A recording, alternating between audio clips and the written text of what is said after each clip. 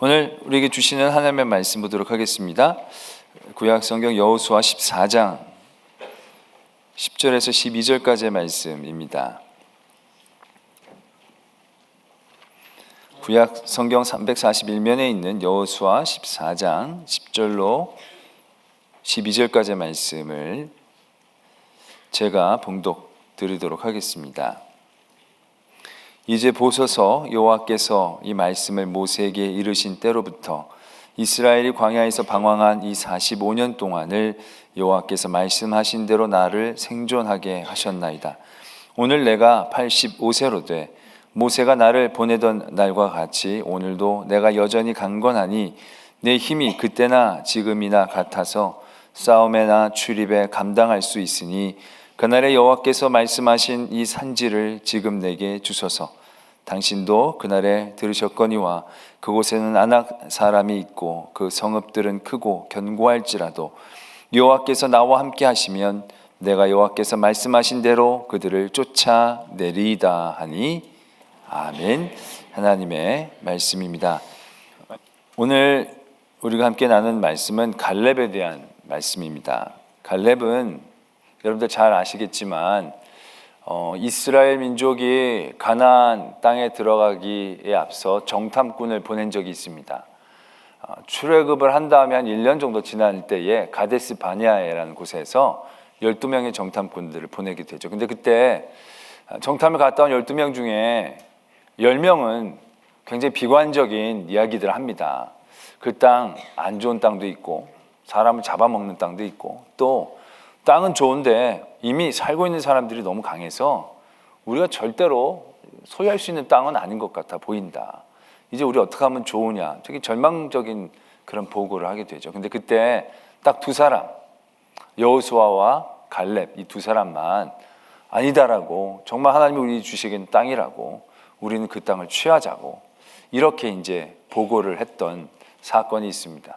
결국 결과적으로는 백성들은 10명의 말에 마음이 녹아졌고 결국 40년 동안 그들은 광야에서 다시 떠돌아야만 했다는 것이죠.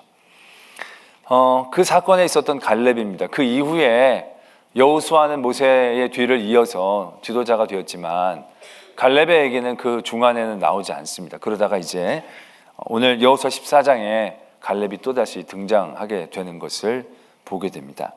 오늘 우리가 읽은 말씀에서 보듯이 이미 갈렙의 나이는 85세였다는 것입니다. 그가 40년 동안 정탐 광야에서 시간을 지나면서 그가 그만큼 연배를 먹었고, 솔직히 이스라엘 민족 중에서는 아마 거의 두 번째로 나이가 많은 사람이지 않았을까, 여호수아랑 거의 비슷하지 않았을까라는 거죠. 나머지들은 그때 20살 이상은 다 가나안 땅에 들어갈 수 없었기 때문에 지금 나이로 보면 최소 가장 많은 연장자에 비해서 20년 정도 많은 나이. 그러니까 갈렙이 굉장히 그 민족 가운데에서는 엄청나게 나이가 많은 그러한, 말하자면 우리가 이렇게 표현한 그렇지만 노인 중에 노인이었다는 얘기죠.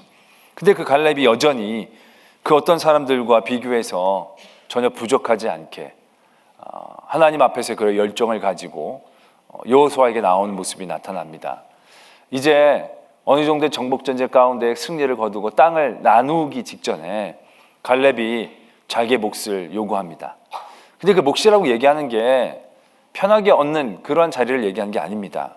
이미 그 땅에는 그 어떤 땅보다 굉장히 강력한 민족이 살고 있었다는 거죠. 아낙 자손이다라고 얘기하는 굉장히 큰 사람들이 살고 있었고 성읍들은 굉장히 크고 견고한, 게다가 산지였기 때문에 그런 성읍들을 점령하는 것이 결코 쉽지 않은 그러한 땅을 이 갈렙은 원하고 있었다는 것입니다.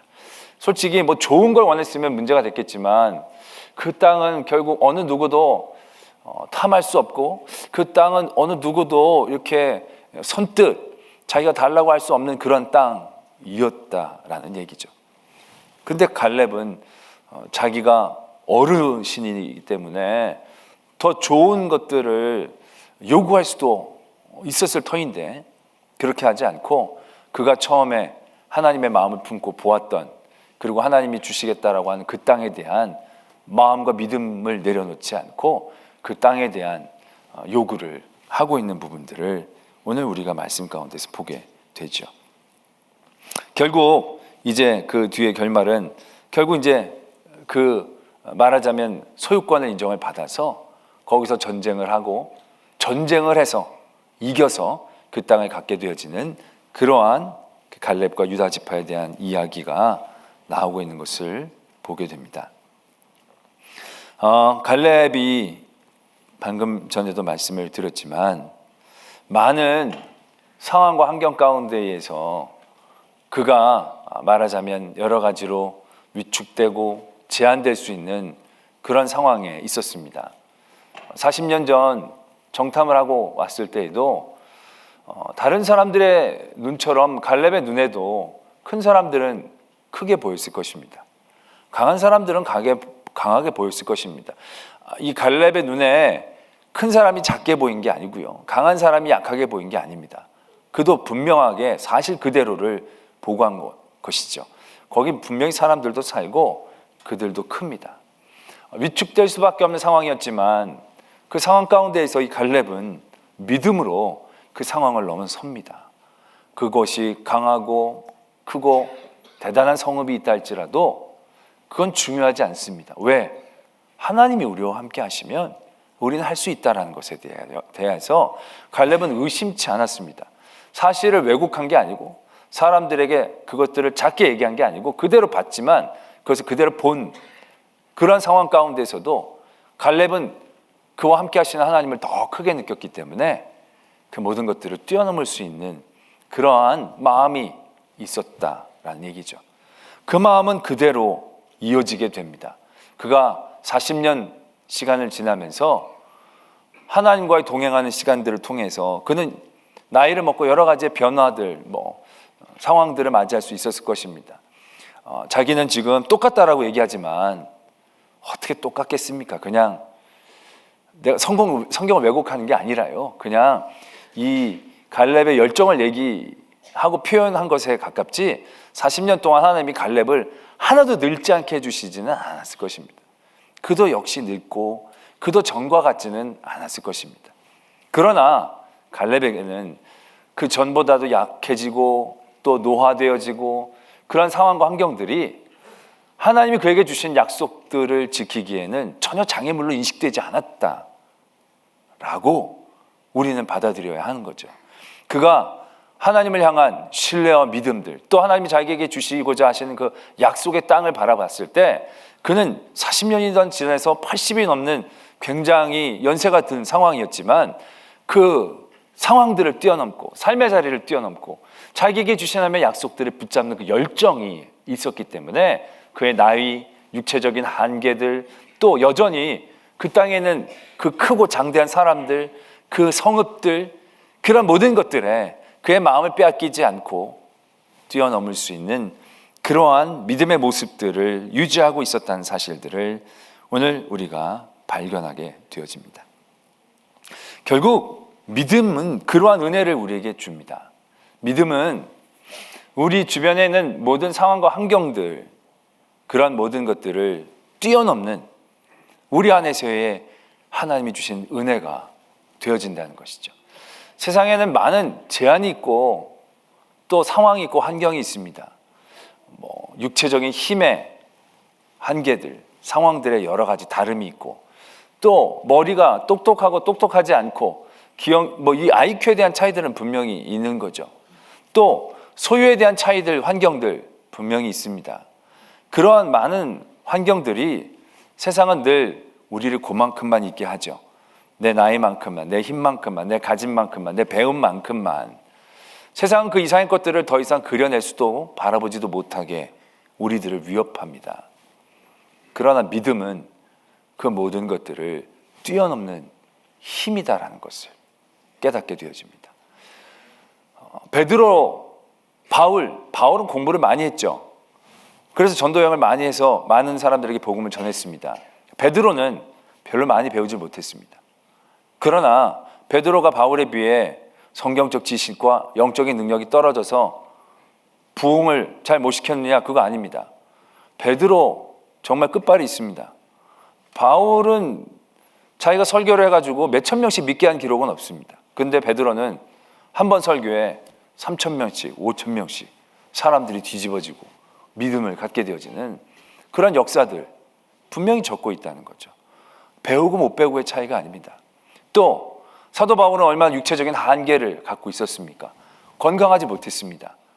그가 육체의 가시에 대해서 얼마나 하나님 앞에 간절히 기도했는가 적고 있지 않습니까? 근데 그 바울의 육체적인 한계가 바울이 해야 할 일들을 못하게 한 것은 하나도 없습니다.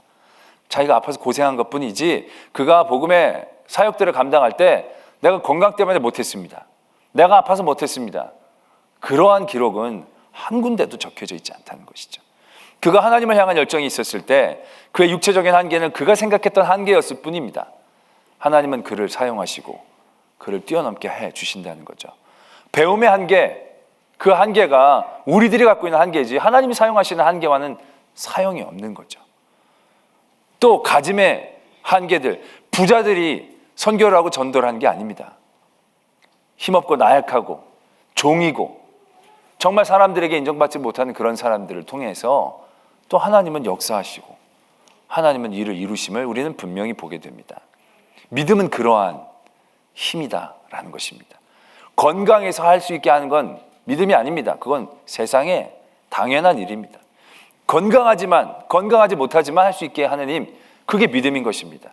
나이가 많지만 꿈꿀 수 있는 힘, 내가 연약해서 누워있지만 뛰어다니는 사람들보다 더 열정적으로 바라보고 간구할 수 있는 힘, 그것이 바로 믿음이다 라는 것을 우리가 분명히 깨달아야 한다는 것이죠. 빌립보서 4장에 보면 그런 말씀이 있지 않습니까? 사도 바울이 내가 비천에 처할 줄도 알고 풍부에 처할 줄도 알고 모든 일 곧 배부름, 배고픔, 풍부, 궁핍에 처할 줄도 아는 일체의 비결을 배웠다. 그러니까 어떠한 상황 가운데서도 자족하기를 그가 배웠다는 거죠. 그 자족할 수 있는 힘이라는 게 바로 무엇입니까? 그게 믿음이다라는 얘기죠. 나쁜 상황을 좋게 만드는 것만이 믿음이 아니라 나쁜 상황이 나쁘지 않고 나쁜 상황이 나를 괴롭게 하는 것이 아니라 나쁜 상황이 나를 아무것도 못하게 하는 상황이 아니라 그런 모든 상황 가운데에서 내가 자족하고 만족하고 꿈꿀 수 있는 그러한 힘이 결국 믿음이라는 것을 우리는 분명히 깨달아야 한다는 거죠.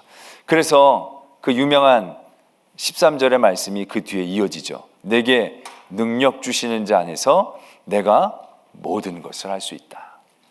이건 우리의 세상의 모든 상황과 환경들 그 모든 것들을 뛰어넘어 하나님의 일을 할 수 있는 그 힘이 믿음에 있음을 우리에게 다시 한번 일깨워주는 그러한 말씀임을 우리가 분명히 보게 되어진다는 거죠. 우리의 모든 상황과 환경들은 결국 그렇게 일을 합니다. 내가 약하고 부족했을 때 약해서 강해진 다음에 막 일을 하고 부족한 다음에 채워져서 일을 하는 게 아닙니다. 내가 약하고 부족했을 때 믿음으로 하나님 앞에 섰을 때 하나님이 그곳에서 그 모습 그대로 사용하시면서 강한 자를 부끄럽게 하시고 또한 있는 자를 하나님께서 부끄럽게 하시는 역사를 이루시는 게 그게 믿음이다라는 것을 우리가 분명히 깨달아야 한다는 것이죠. 제가 며칠 전에 찬양 한 곡을 들었는데요. 제목이 상처 입은 치유자라는 제목입니다. 제목만 딱 들으면 여러분들 무슨 찬양일 것 같습니까? 상처 입은 치유자. 한번 예상해. 상처 입은 치유자가 뭐에 대한 찬양일까? 제가 한번 불러보도록 하겠습니다. 오늘 4부 예배 때도 불렀는데요.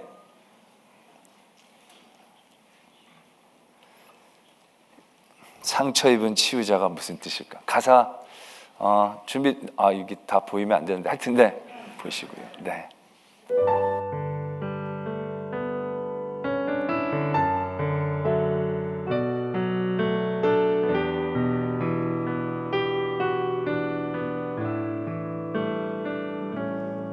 나는 참 많이 아픈 자인데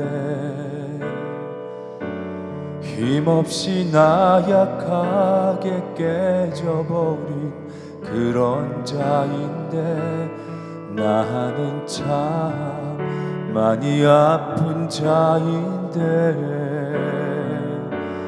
뭐 하나 멋지게 하지 못하는 그런 자인데 이런 나를 사용하시는 하나님의 사랑과 은혜 이런 나로 일하고 계시는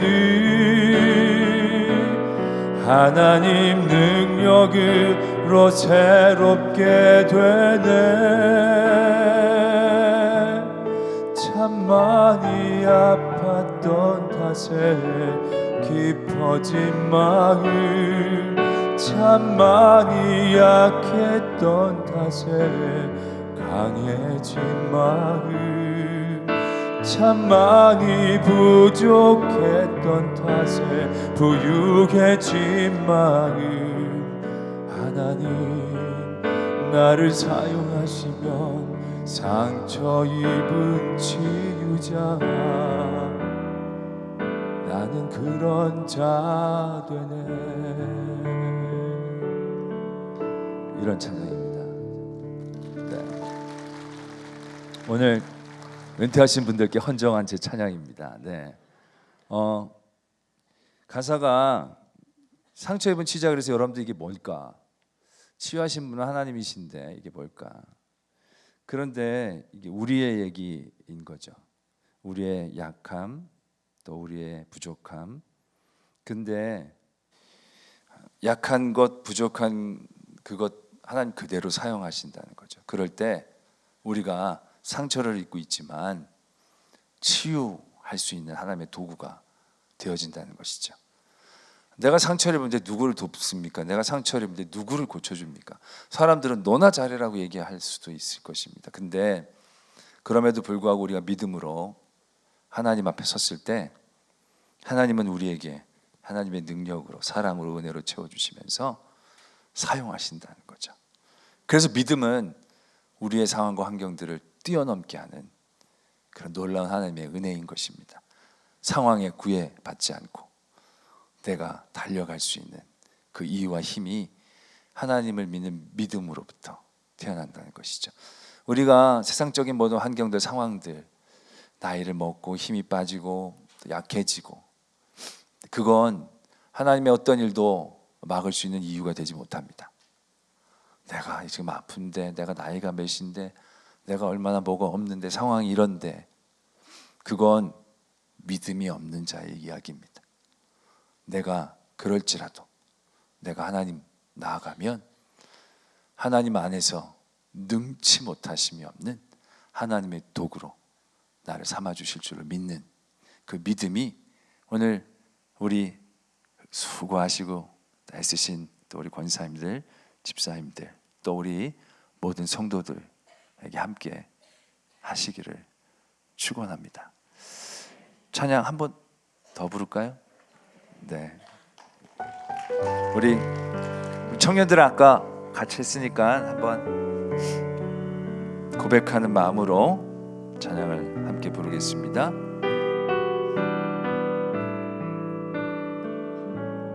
나는 참 많이 아픈 자인데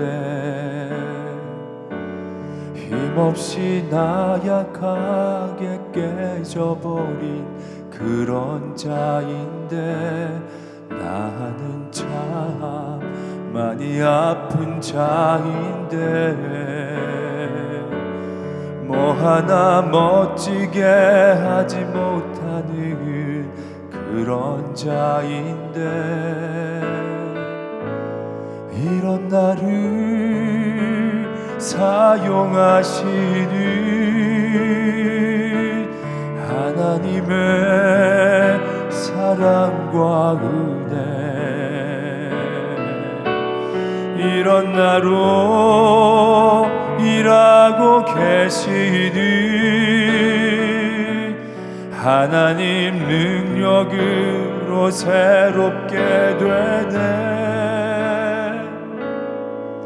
참 많이 아팠던 탓에 깊어진 마음 참 많이 약했던 탓에 강해진 마음 참 많이 부족했던 탓에 부유해진 마음 하나님 나를 사용하시면 상처 입은 치유자 나는 그런 자 되네 나는 참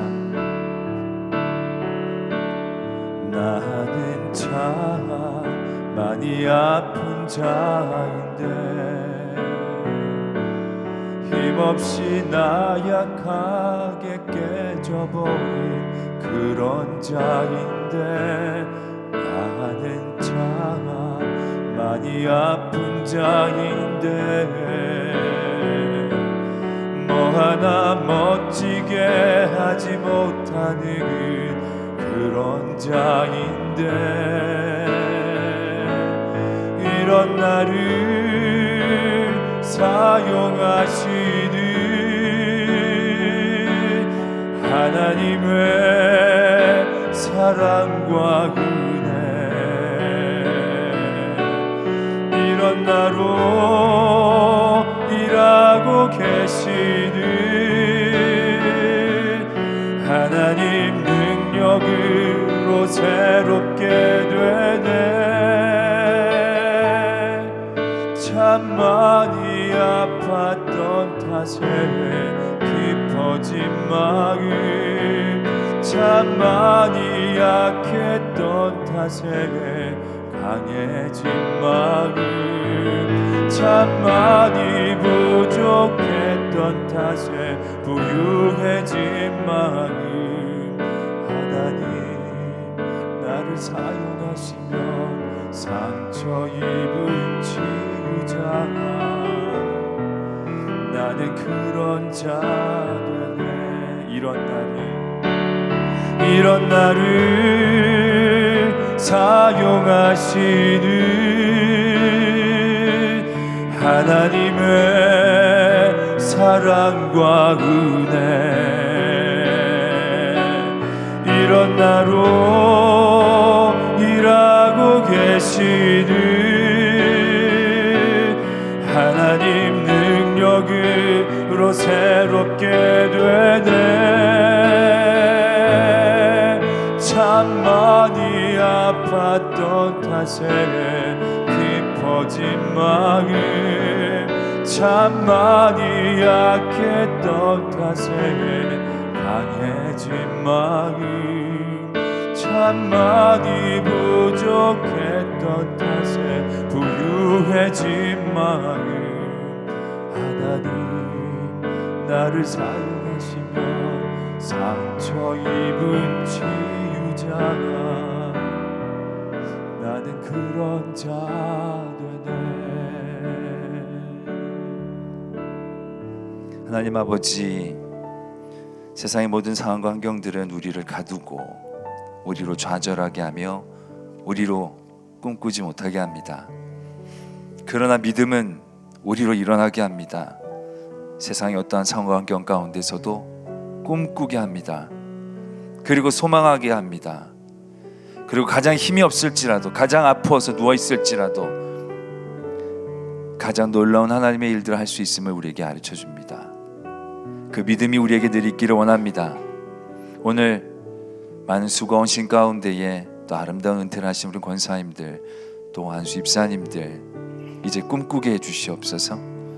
믿음 가운데에 모든 세상의 삶의 여러 가지 일들을 뛰어넘게 하시고 지금까지 했듯이 앞으로도 더욱더 하나님 앞에 귀하게 여김을 받으며 하나님의 영광을 나타낼 수 있는 하나님의 귀한 일꾼 삼아 주시옵소서.